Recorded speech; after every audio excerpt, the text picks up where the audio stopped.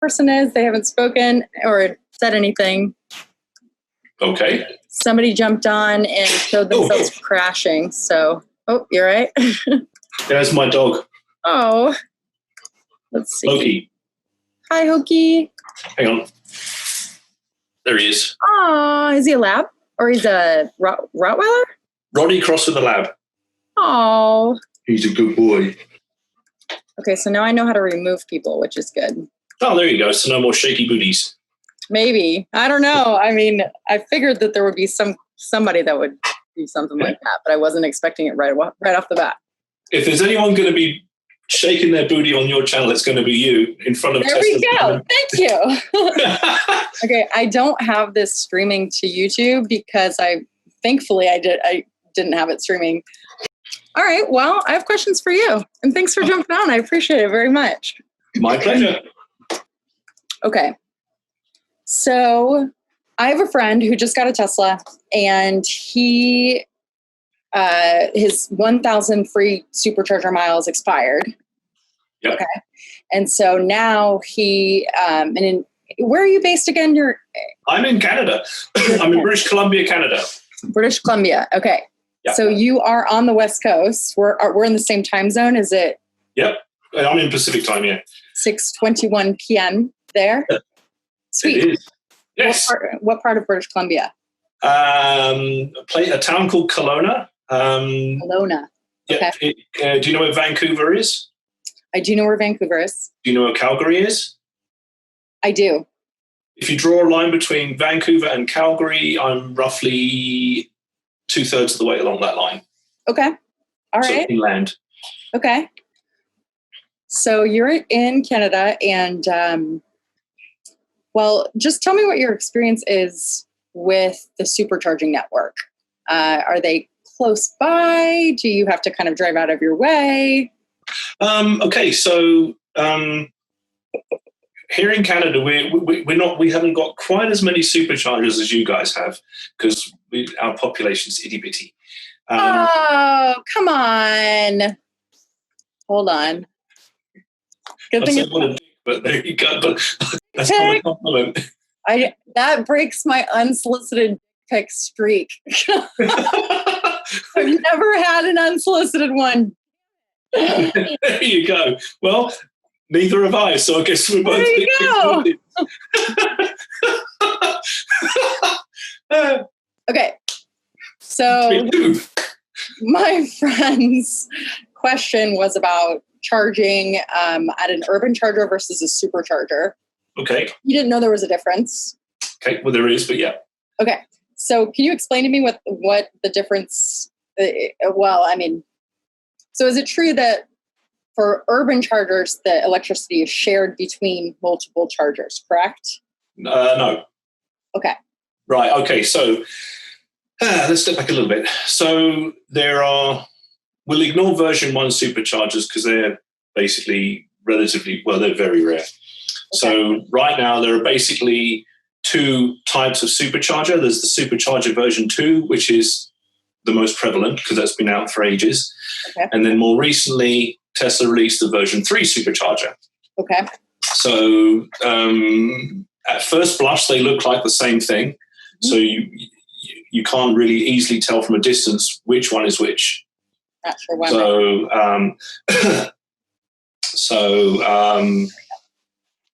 The version 2 superchargers, they can go up to, I think it's 150 kilowatt charging, okay.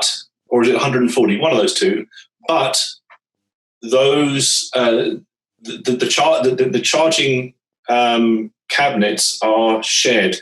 So, excuse me, just gulped down a cup of tea. If you look on the cabinets, good idea. If you cheers.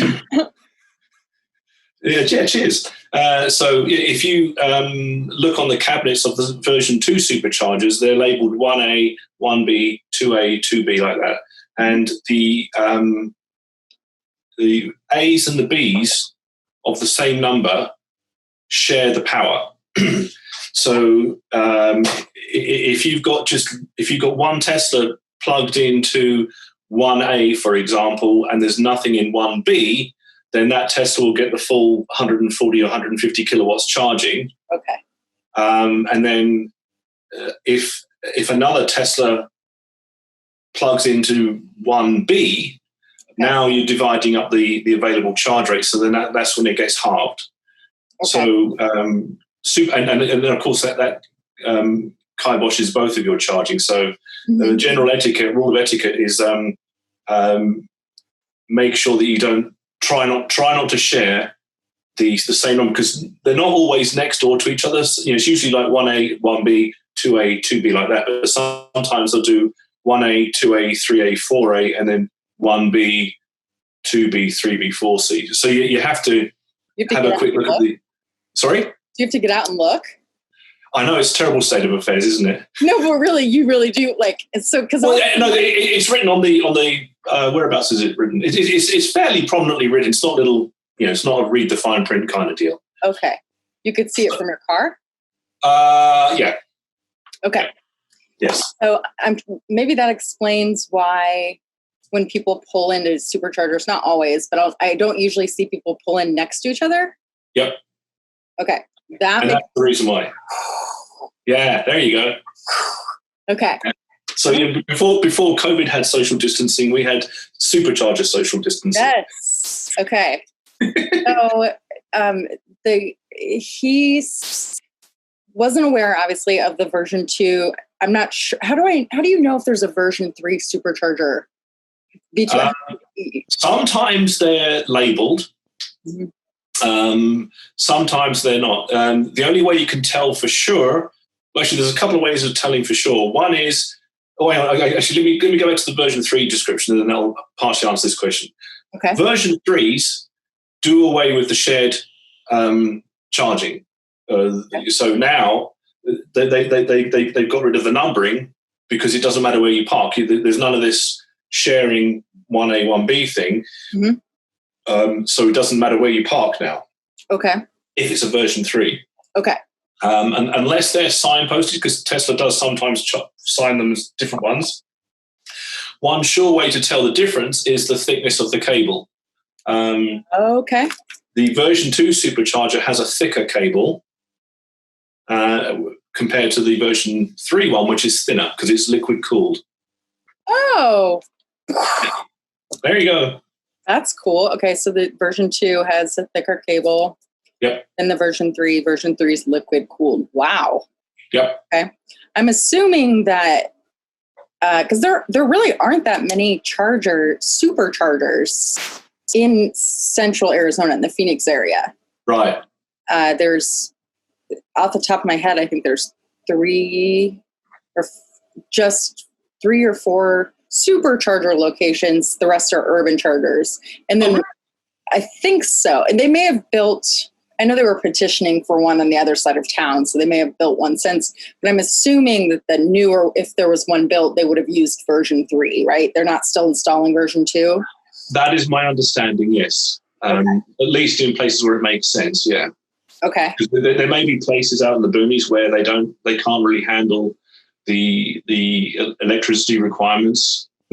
Version 3. So rather than version 3 or nothing, they're like, okay, well, let's go with version 2, because although it's not as convenient as version 3, version 2 is better than version nothing. Right. Okay. That's helpful. Yeah. Okay. No, and now getting back to your urban supercharger question. Yes. The urban supercharger has a maximum charge rate of about 70 kilowatts. Okay. So it's basically, half of the supercharger. And again, because the rate is already halved, you don't have to worry about where you park because they're already halved. Okay. It's 6:30. So, okay.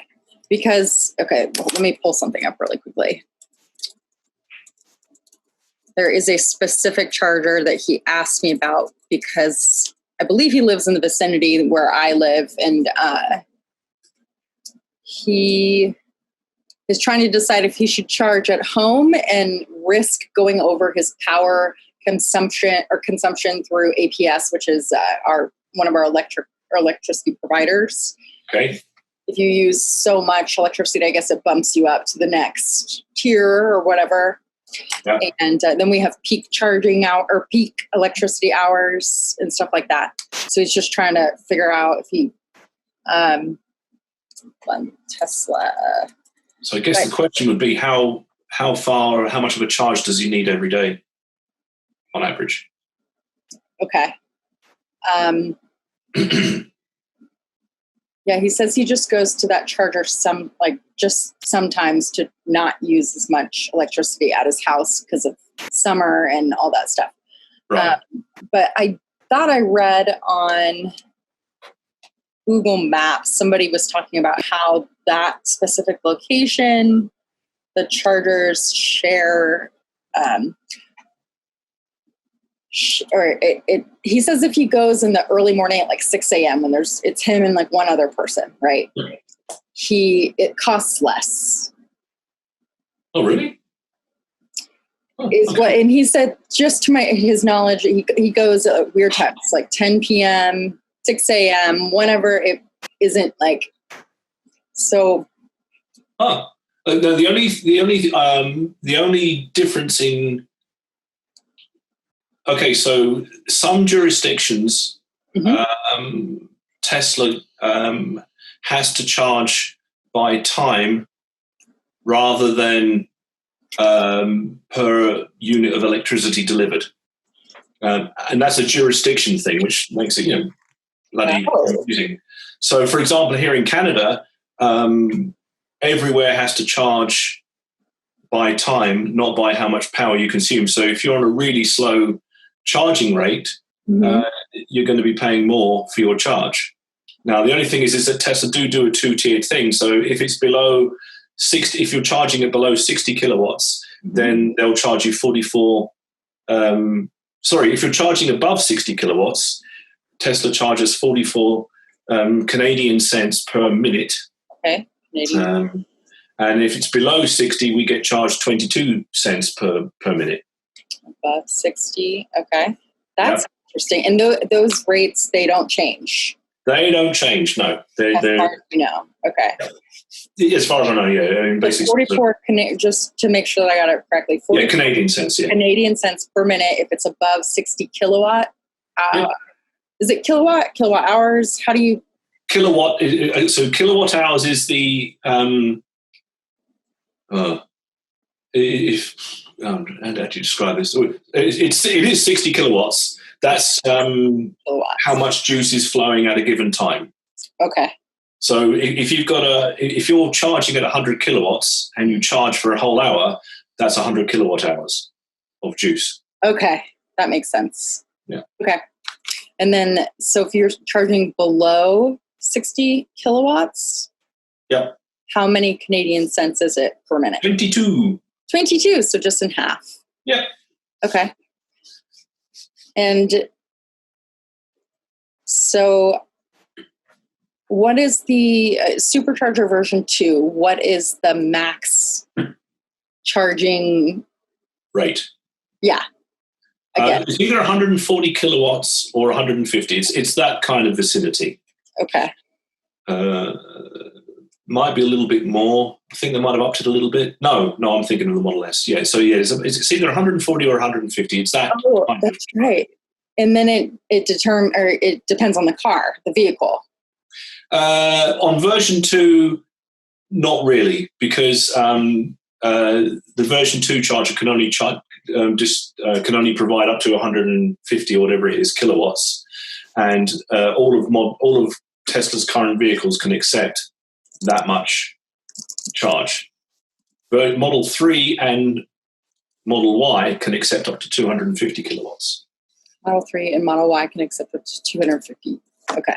And I think with a recent update, Model S and Model X can do up to 170, but don't quote me on. Well, okay, you can quote me on that. That's okay. That's better than nothing. This isn't research that I'm going to do, as a non-owner. So you're my information source, and I appreciate that very much. but I won't say, well, he said that, like, you can, because you don't know, you know what town I live in, but there you go. What did you say? I said you can come and try and get me, but the border's closed. Yeah. Okay, so with the recent, that's crazy. Not crazy. That's what people talk about when they say it's with each update you gain range or you gain something. You can do, yeah. Okay, so basically, I think with the Model S. I think Tesla, I forget how recently it was, but and it may only been cars that have been made in the last year or so, because I guess they were thinking ahead and they started using thicker cables or whatever magic they do, and then once they're happy, then they'll enable that higher rate via a software update. There's somebody in the waiting room, and I'm not sure if I want to admit them. Ryan Valentino. Do we know Ryan Valentino on Twitter? The name doesn't ring a bell. But. I'm not sure I want to admit them.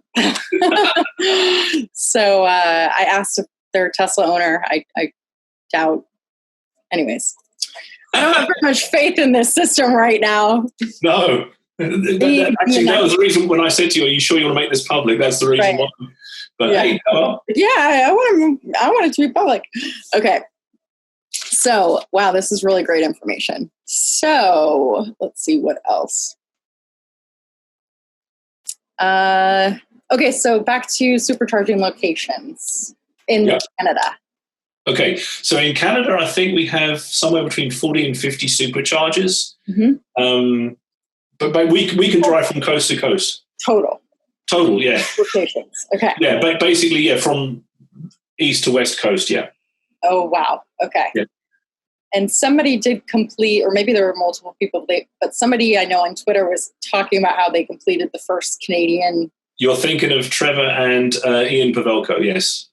Tesla owners and Mad Hungarian, yes. And they drove from Vancouver to Halifax, so west to east, essentially non-stop apart from charging. So they did it in like 72 or 73 hours or something ridiculous. Jeez. They became very good friends. So I hear. Yeah, they must be. Yeah, but they did it in winter because they wanted to put to bed once and for all the myth that, well, EVs can't go very far and winter kills the range. So they're like, okay, well, we can go from east, one coast to the other, non-stop apart from charging for 20 minutes at a time or whatever. Yeah. So let's just put that baby to bed, okay? Ooh, I like that.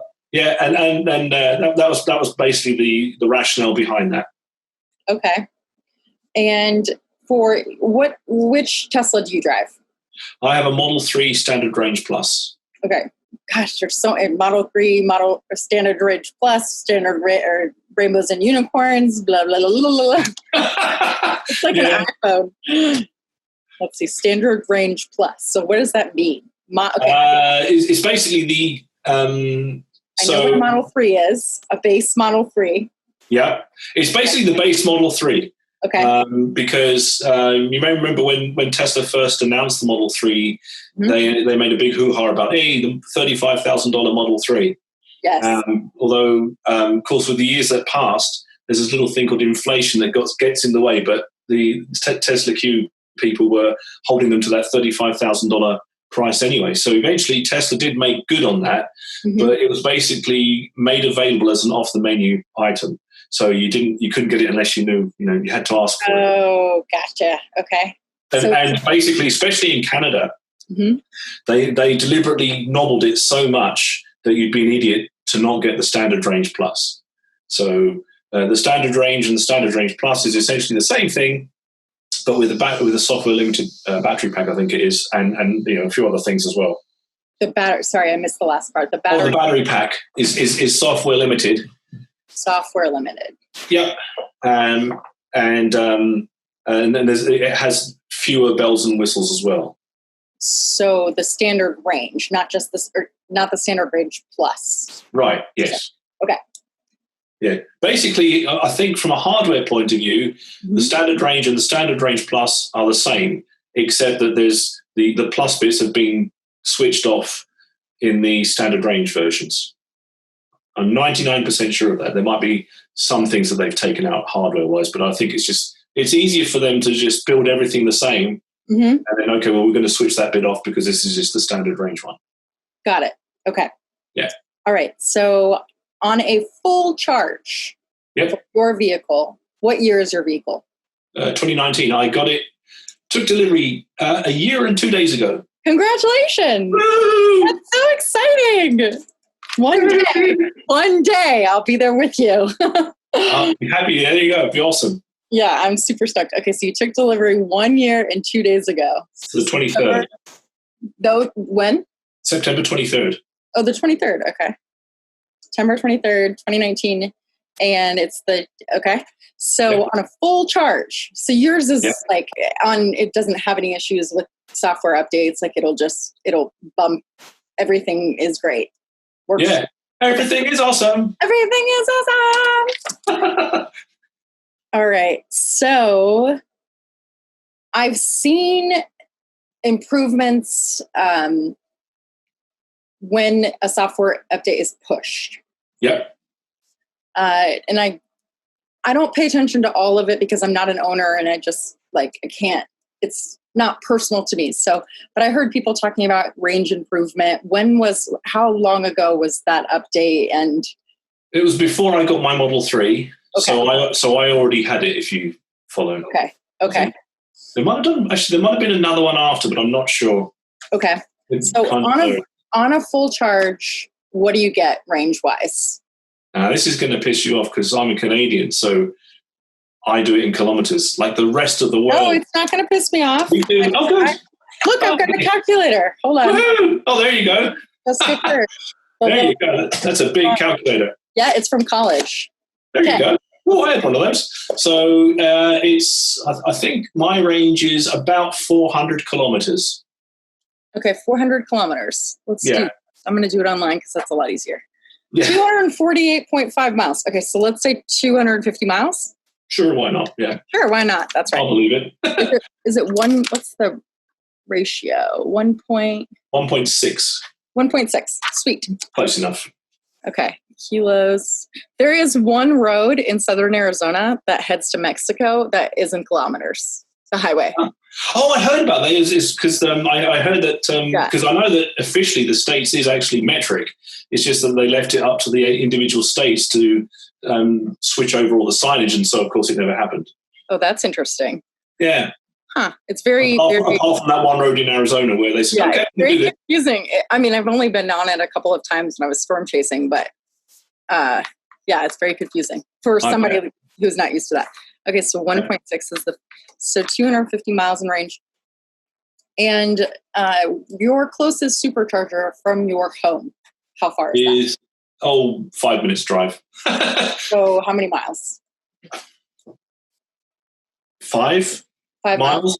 Okay. Ish, maybe. So it might even be 5 kilometers. It's close. Okay. Yeah. Oh yeah, that's right. Kilometers. Sorry. How many kilometers? I'm going to say between 5 and 10 kilometers. Okay. It's especially as the crow flies. It's about that much. Yeah, call it 5 kilometers. Yeah. About 3 miles. Okay. Yeah. That's very helpful. So how low do you let your range get to before you are on your way to charge or headed home or? Okay. So I charge the vast majority of the time at home. So I don't use the superchargers. So basically, it's the ABCs of EV ownership. Always be charging. So when I get home, unless I know I'm going out again that day, I'll get out of the car, plug it in, and then tomorrow, full tank, who cares? Mm-hmm. And I usually set it to be 80% maximum. And then, if we're going to go out for a day... Wait, can I pause you there? What does 80% maximum mean? Oh, good question. Okay, so... And I'm going to step back a bit, but I will get to that question. So there are 2 ways you can display the rate or the state of your battery on a Tesla. Mm-hmm. You can either set it to range mode, which is shows how much range you've got left in kilometers or miles, and that's the default. And I think Tesla should change that because it brings up all sorts of I'm not getting that kind of range discussions because it's the way that calculates it. It just says, okay, I've got this much power in my battery cell. Therefore, under ideal circumstances, this is how far I can go. It doesn't. It's got no bearing on reality, unless you type in a destination and then it goes, okay, now I know where I am and where I'm going to, and the lay of the land between here and there. Now I can make a more accurate guesstimate. But if you're driving, if it's a drive that you've done a million times, so you know the way, you don't necessarily need that navigation. You're not going to be doing that because I know how to get there, so I don't need to plug it in. Okay. But then the thing there is that the range is really just a guesstimate. So what I recommend all Tesla owners do is switch the battery display from distance mode to percentage mode. And that changes the display from N miles or N kilometers to X percent. So if you think like your gas car, or because you've got a Hyundai or something, haven't you? Yeah.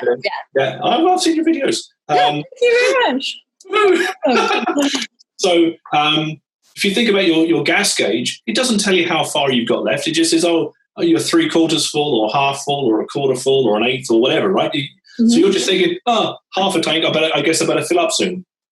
And so the fixation on range, I think, is a holdover from the whole range anxiety thing. It's basically, especially with a longer range EV like a Tesla, who cares? You can just switch it to the percentage thing, and then you'll never be worrying about, oh my God, I've only got 310, I'm supposed to be getting 315 miles. Your battery's 3/4 charged, and that's that. That makes total sense. Yeah. Like it's like your phone. You don't want to know how many minutes or whatever are left in your phone. Exactly. Yeah, I set my phone to percentage because I'm a geek like that. Yes, but you don't really care. You don't really care. It's like, 20% charge, I suppose I better plug it in tonight. Yeah. Right? You don't care. As you say, you don't care. I only got 19 minutes of talk time. Right. And that's a very good example, actually, because if your phone did tell you how many minutes time you had left, it would be assuming what you're going to be doing for that time. Like if you're just talking on the phone, that's presumably going to be using less power than watching a video. Right. So if it told you you've got 20 minutes time left, and then you started watching a video and it died after 10, you'd be like, what the hell, I've been gypped. Like, well, no, you're doing something that's the current. So if you put it onto percentage mode, you're like, getting low. Right. So that's how it is with the cars. Sorry? That makes total sense. So change it from miles left to percentage. Okay, that's a great. And then if you do that, then the range anxiety goes a lot. Basically tends to go away because who cares? But to answer the question, how low do I let it go? So how low do you go? How low? How low do you go? Really low. So basically, like I said, I day to day, I get home, I plug it in, done. But when I'm going on a road trip, I stop when it's convenient, except for when I really have to let it go. So, for example, when I drive from here to Vancouver, there's a couple of mountain passes in the way. So, although it's only 386 kilometers, mountain passes, there's up and down, and we've got. Okay, so it's going to take more energy and consume more energy. Okay. Yes, I mean we get some of it back by going downhill because Regen Breaking, but free power. That's crazy. Free power. Okay.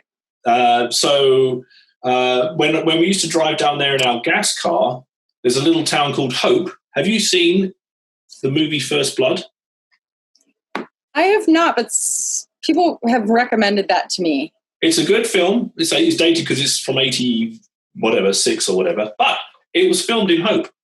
Oh, so okay. There you go. But Hope is this little mountain town at the bottom of a valley. And whenever we go to Vancouver, we always stop in Hope, grab a bite to eat, and fill up the car with gas.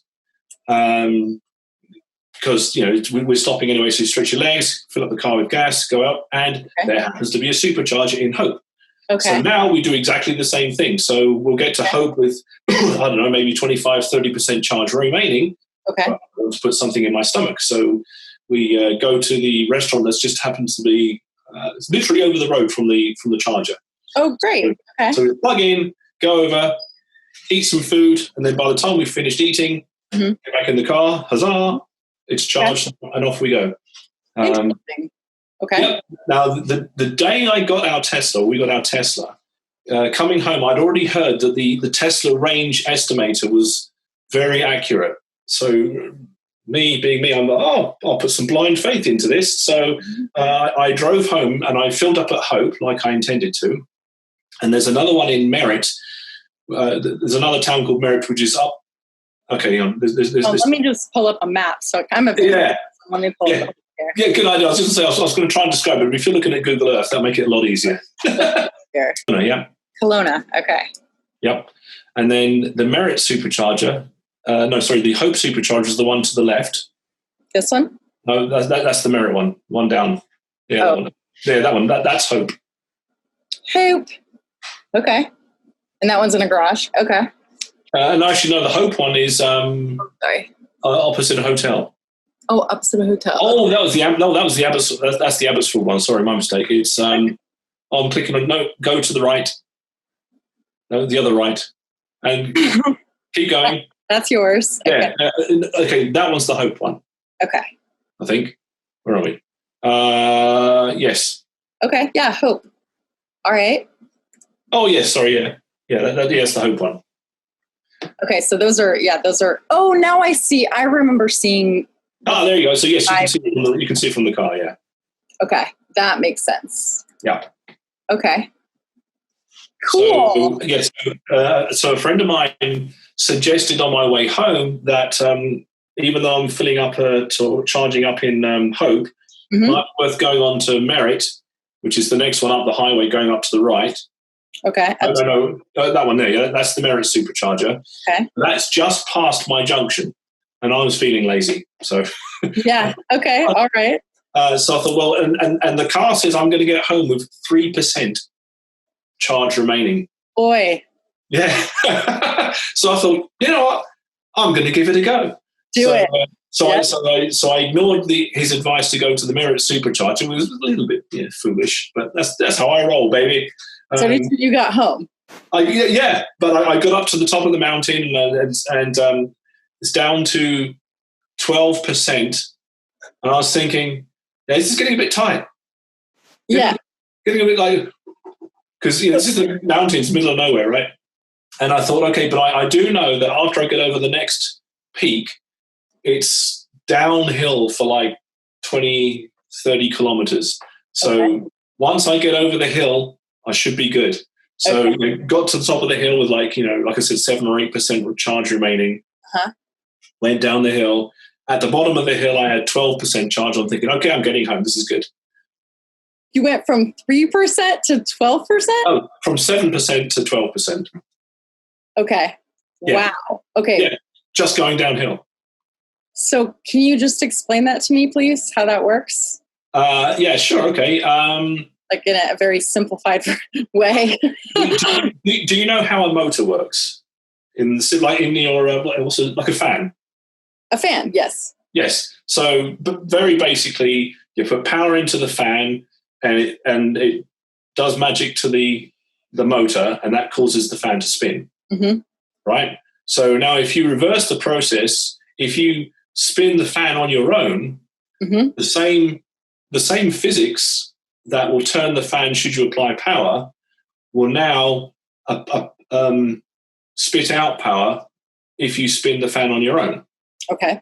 So now, if instead of plugging the fan in, you connect it to a rechargeable battery, when you spin that fan yourself, you're pushing out power back into the battery. What? Yeah. It's magic. Wow. My brain is kind of exploding right now. Hold on. Yeah. Okay. So since you're not accelerating down the mountain, obviously. Well, gravity accelerates you, so right. Yeah. So you're not utilizing your range. So when your gravity is accelerating you down the mountain. Yeah, I guess a physician would say that I'm converting my potential energy at the top of the hill into battery power by using the kinetic energy as I'm going down the hill. Motion. Okay. Yeah. That makes sense. Yeah.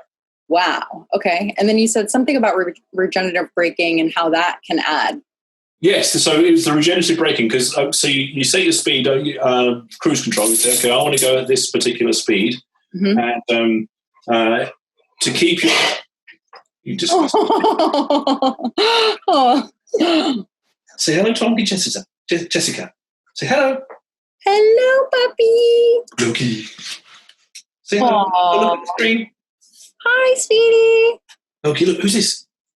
Hello, puppy. Loki, he's fixated on his daddy. Yes, of course. He's trying to con me into thinking, well, I haven't had a BONE tonight. Oh, can't say it. Can't say the real word. And unfortunately, he's pretty good at spelling too. Yeah. Aren't you? Yes. Now go away. Well, oh, he says I'm deaf now. I can't hear a word you're saying. Yeah, go away, Loki. Anyway, I was like, right, it's a regen braking. Yes. So basically, so with a normal car, when you push your foot on the brake, that causes some metal to push against the rotor in your wheel. Okay. Friction slows you down. Whereas with an EV, unless you need to brake very quickly, pushing your foot down on the brake basically turns your motor into a generator. You're basically signaling to the car, hey, I want to suck in power rather than push it out. Huh. Yeah. And even that's overly simplifying because you could be going down a hill and then you can still have your foot a little bit on the accelerator, but not all the way down, and you'd can still potentially be gaining charge.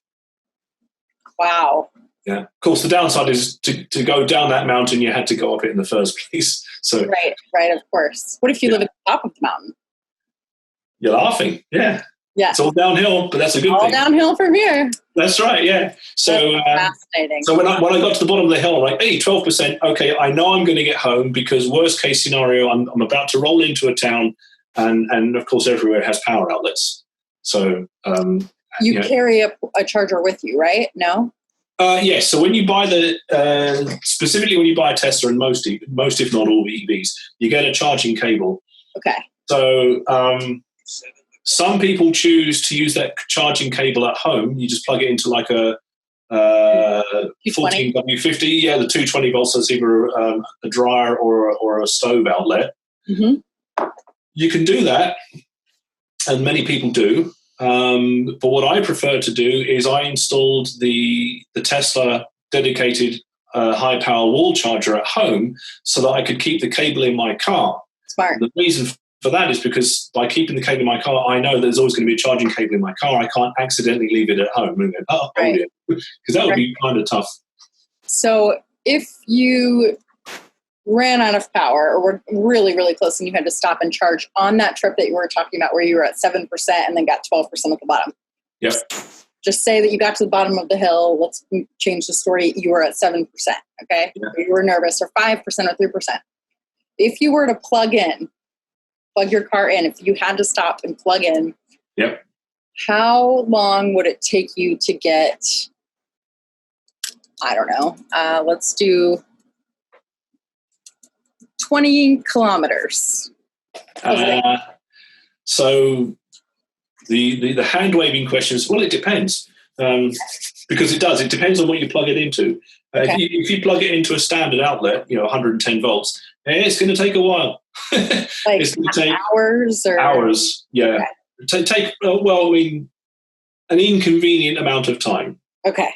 But on the other hand, compared to walking to the nearest gas station with a gas can, assuming that you've got a gas can in your car, right, then it's not so inconvenient. Right. But if you're talking, so the 220 dryer kind of thing, also the sort of thing that you might find at a camping site. Oh, good call. Yeah. So if you go to a camping site which has got RV hookups, then you're laughing because they tend to be 220 volts and huzzah. And the Tesla high-powered wall charger is essentially the same thing. So that basically, I don't know the exact length of time. It's about 8 hours to a full charge. And the reason why I don't know is because, like, even on that journey when I got home at 3% sweating bullets, Yes. I plugged it in, next day, 90%, good to go, done. Okay. So at that stage, it doesn't matter how long it takes. If it takes 4 hours or 8 hours, I don't care because I'm sleeping. Yeah, that makes sense. Yeah. Okay, so camping outlets, genius. Yeah. Yeah, so to make the most of that, you probably want to buy a couple of power adapters from Tesla, because the adapter you get with the car is only good for the 110 thing, which gets you going. But of course, no one really wants that. So you can buy the adapters, and they're like 35-ish US, I think, each, or something like that, or 20 US each. Convert it to a 220. It's just a different plug adapter. Oh, okay. Rather than like a 3-prong, or we call them, 3-prong. Yeah, it's basically, so basically the charging cable has got an interchangeable head. Oh. So you can say, I'm not plugging it into my 110. I'm now plugging into a dryer outlet. So you pull that off, put the new head on, plug it in, and Bob's your uncle, as we say back in England. Interesting. Yeah. That's great information. Thank you. Wow. Okay. What else? What happens if somebody runs completely out of charge? Same thing that happens in a gas car. You stop. You just stop. Okay. Yeah. Although some people have been known to go down to like -1 or 2%, but those guys are crazy. Does that... There's a little tiny weeny safety buffer. Sorry? Does that hurt the battery over time? It's not good. It's not good for it, especially if you're doing it on a regular basis. Okay. So, I mean, generally speaking, if you can avoid doing that, then avoid doing that. But it's sort of like, and it's the same thing with leaving your battery at 100%. Not good to do that. Like if you're going to go up to 100%. Leaving it at 100% is not good. Okay. Yeah. So basically, like on day-to-day charging, we do 80 to 90%. And you only do 100% if you're like, okay, I'm going for a road trip tomorrow. Mm-hmm. So, and it's a long way before my first supercharger. So I'll better just go up, to 100% because I know I'm going to be getting out and driving out first thing in the morning, so it won't be on the supercharge. And also, you can also tell it what time to have the car ready, because it's not good for the car to be sitting at the thing. So you can say, okay, I'm planning to leave at 8 o'clock tomorrow morning. Yeah. So you say to the car, okay, I'm going to be leaving at 8 o'clock. I want you to be ready by 8 o'clock. Okay. Plug it in, and then it'll turn, and it says, okay, well, I'm on 57% charge now, and you want me to go up to 100. That means I need to start charging at 6 o'clock in the morning.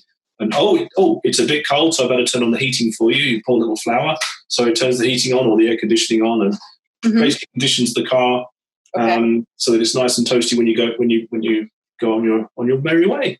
And you can have the car powered on inside of a garage. Yep, that's crazy. Yeah, you don't have to worry about CO2 or CO poisoning. No fumes. That really blows my mind. I mean, just wow. Yeah. That's so cool. It is cool, yeah. Huh.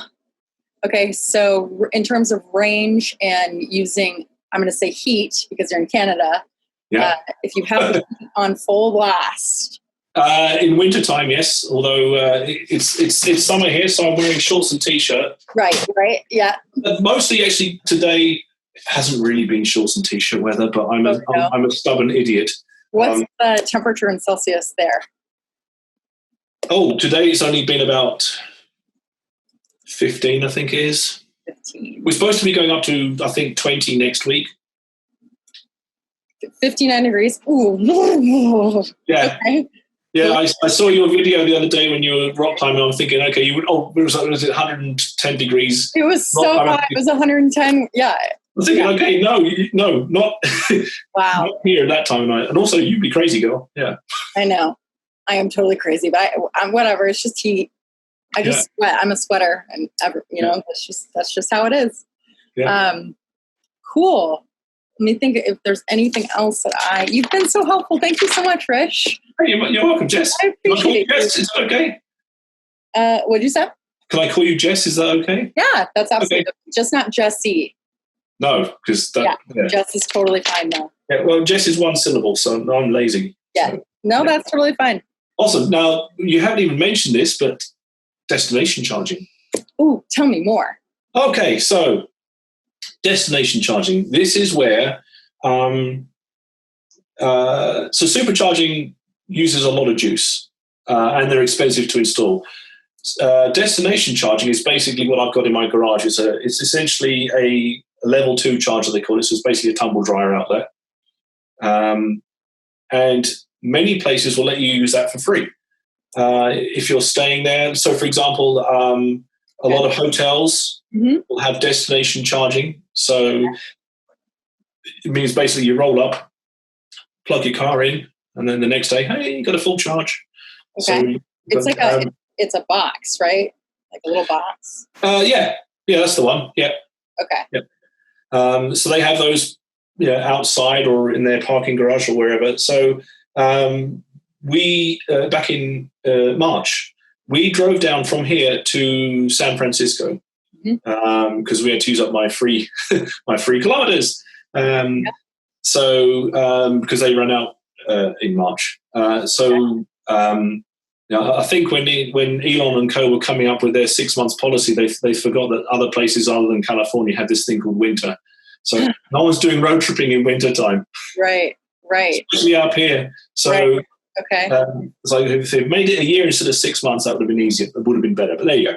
I didn't know there was a limit on them, but okay, now I do. There is now. I think it's 6 months. Wow. Okay. Yeah. Well, I mean, where you are, it won't be a problem because Yeah, but okay, that makes sense. Yeah, because snow. Snow bad. Yeah, and especially snow and mountains really bad. Yeah. Okay, understood. Yeah.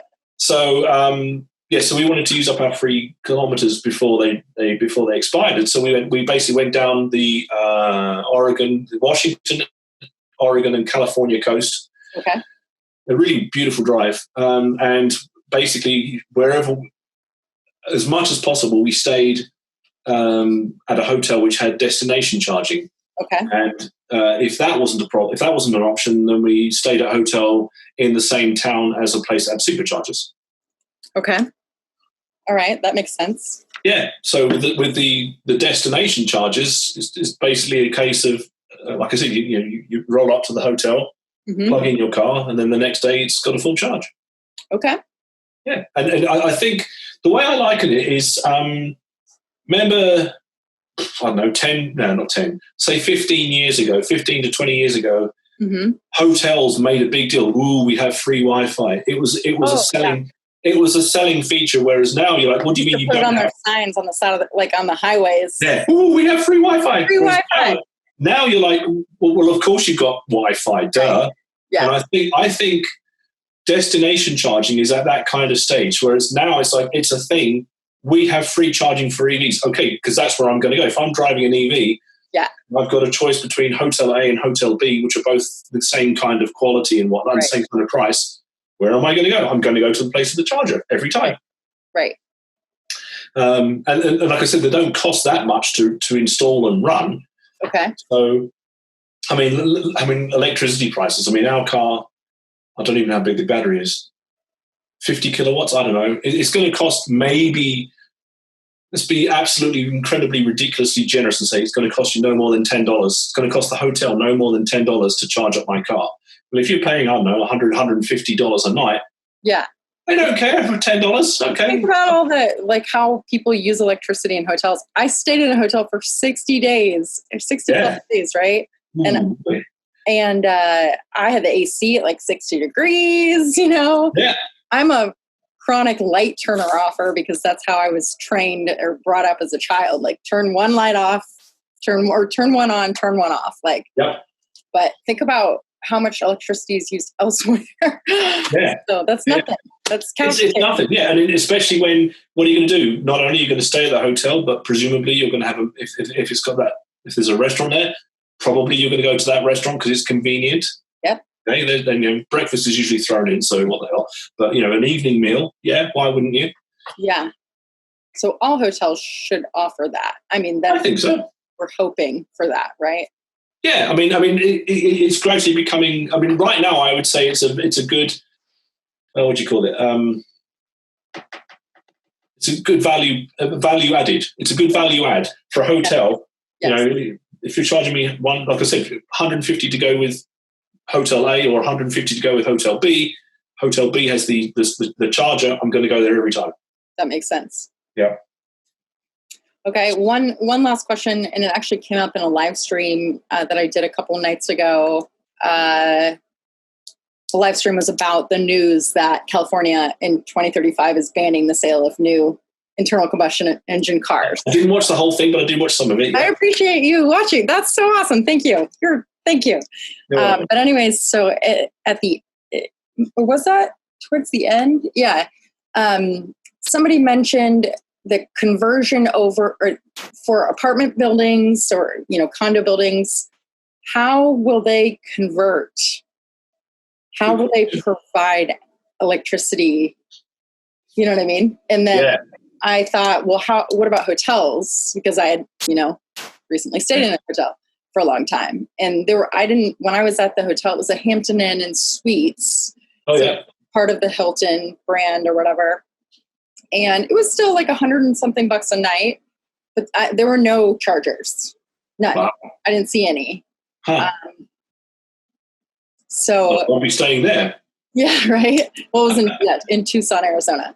But do you have any thoughts as to how they'll convert? Well, okay, so that's a good question. Retrofits are going to be hard.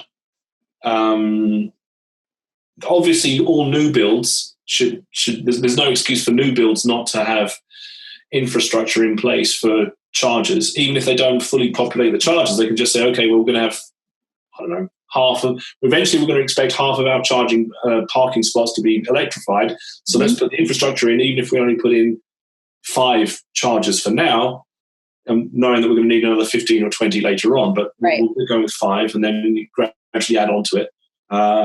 Because again, if you own an apartment block, I've got 3, of course, not, and you're thinking, okay, what can I do to attract tenants?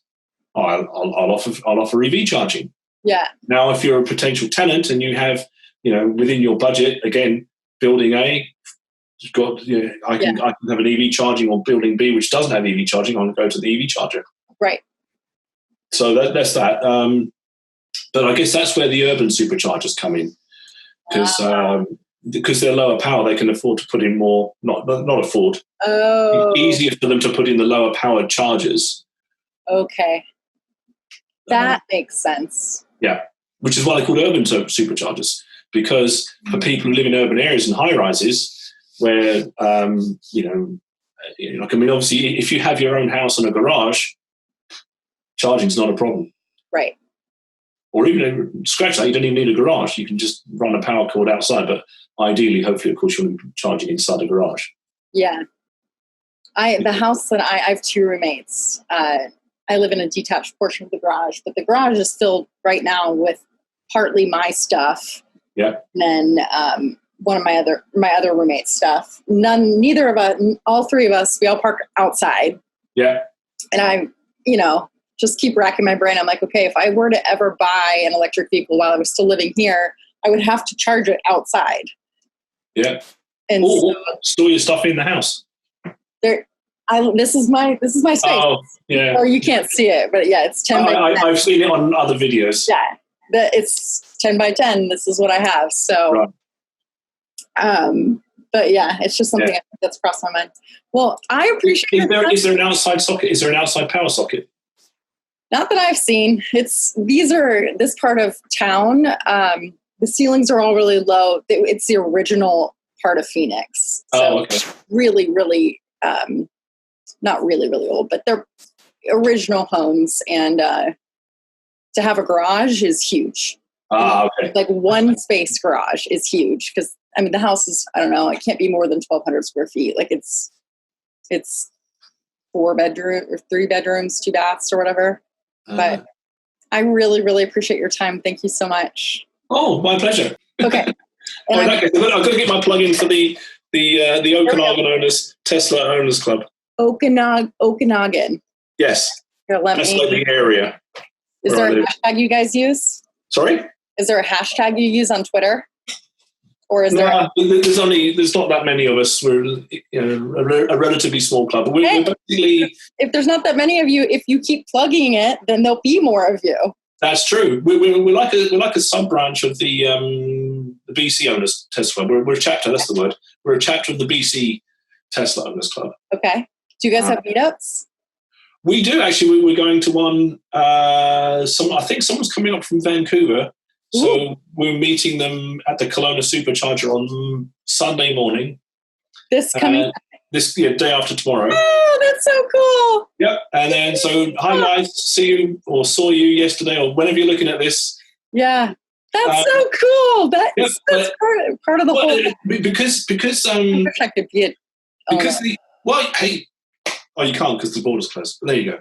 I would love to come up there. Yeah, that would be awesome. Stay in. Yeah. You have my invitation when the border's open to come up and say hi. Thank you. You're welcome. But one of the good things about driving an EV is you don't worry about the cost of traveling so much because, like for example, when we go down to Vancouver, we also have a gas SUV, a BMW X1.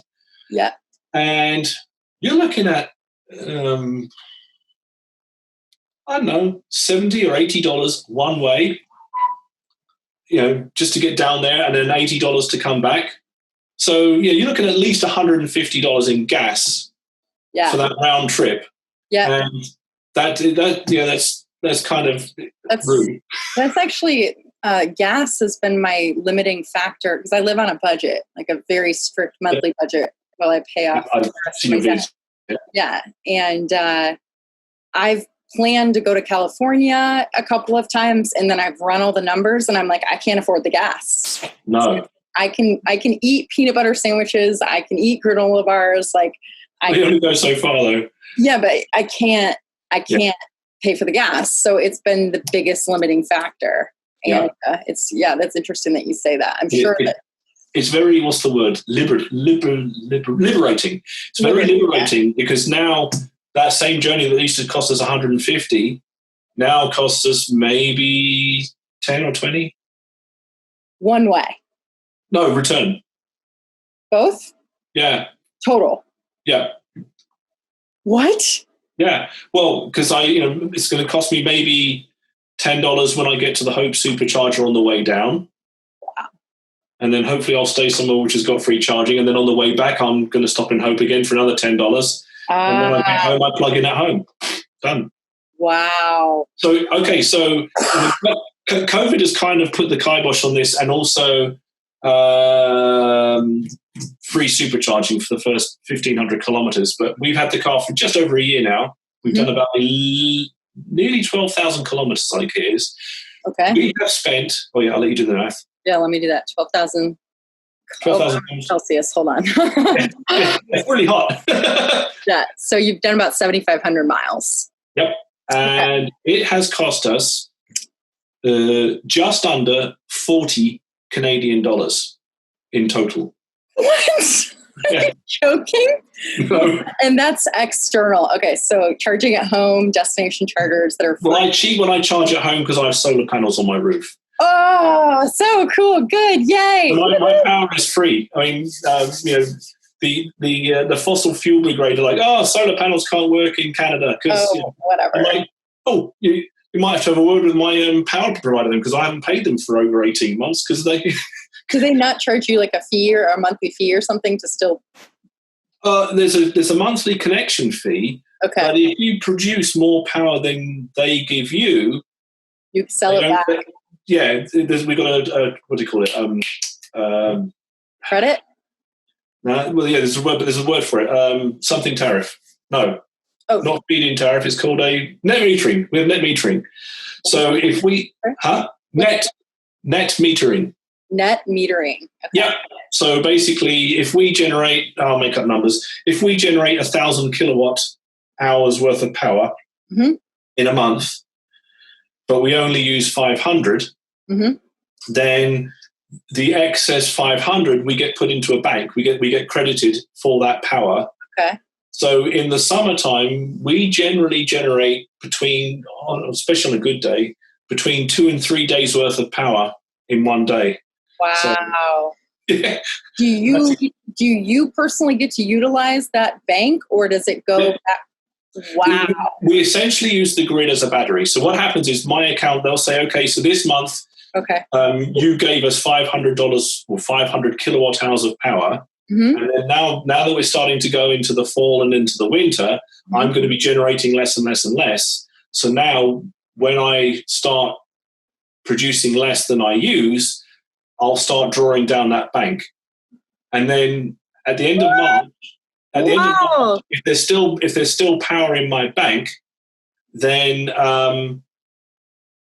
they give me a cash credit to my account, and then they reset the counters and we start again. So yeah, okay. So like I said, I haven't paid a power bill, an electricity bill since was it March or April last year.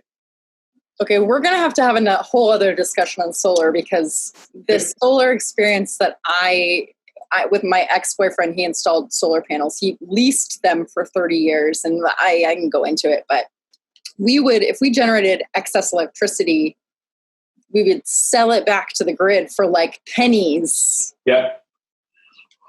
And that's not what's happening, it sounds like, for you. Oh, obviously. Okay. So, I said at the end of March, we get a credit. Yeah. That's when we get the pennies. Okay. So we get a kilowatt for kilowatt credit. Okay. Apart from the end of March, when they say, okay, we still owe you 317 kilowatt hours. Okay. We're going to pay you out, but we're going to give you 2 cents on the dollar, or we're going to give you 2 cents for each kilowatt instead of the 10 or whatever it is they charge us.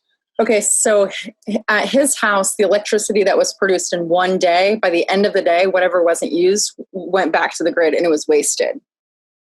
Yeah, ours goes back to the grid too, yeah. Oh, I see. Not net metering. Gone. Yeah. Oh, well, that sucks. Yeah. So that's why I'm like, it's blowing. Yeah. Okay, so we'll do that in another conversation. It's an hour and 12 minutes. I just want to make sure that I can get this uploaded to YouTube without it ticking all night. So I appreciate you so much, Rich. Do you have anything else you want to share with the viewing audience of whoever watches this?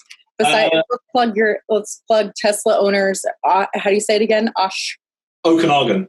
Okay. Tesla owners, Okanagan. Okanagan, yeah. Okay, and then on Twitter, do you want to plug your? My handle is I'm at Rich_Teer. Yep. At Rich_Teer. Thank you so much. You've been such a great wealth of knowledge. I appreciate that. Oh, you're welcome. Glad I could help. Yes. And I will talk to you soon. Or I'll talk to you on Twitter, obviously. Yeah, obviously, yes. Sure, okay. Okay. Take care. Bye. Bye.